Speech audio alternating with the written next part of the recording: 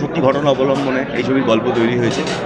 এই ছবির গল্প যিনি লিখেছেন তিনি একজন পুলিশ অফিসার দেবাশিস দত্ত, এবং ঘটনাটা সত্যি ঘটনা অবলম্বন।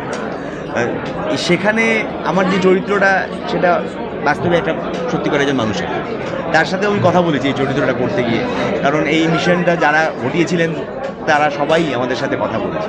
তো বলে এই ছবিটা কিন্তু আর অন্যান্য অ্যাডভেঞ্চার ছবি থেকে একটু আলাদাই বলবো। আর দীপিকা ব্যাক টু ব্যাক আমরা তোমায় বড় পর্দায় দেখছি, দর্শকও বড় পর্দায় দেখছে, বিভিন্ন রকম চরিত্র। কোনো সময় কি চরিত্র এত রকম শেড প্লে করতে গিয়ে নিজের সাথে কোথাও কমপ্লিকেশন তৈরি হয়? না, এটা হয় না।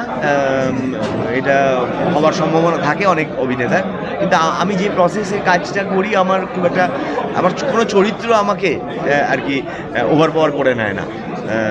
কিন্তু হ্যাঁ, আমি যতদিন ছবিটা করছি ততদিন তো ওই চরিত্রটা সম্পর্কে ভাবি ঠিকই, কিন্তু কাজটা শেষ হয়ে গেলে মনে হয় খুব তাড়াতাড়ি আমার থেকে চরিত্রটা বেরিয়ে চলে যায়।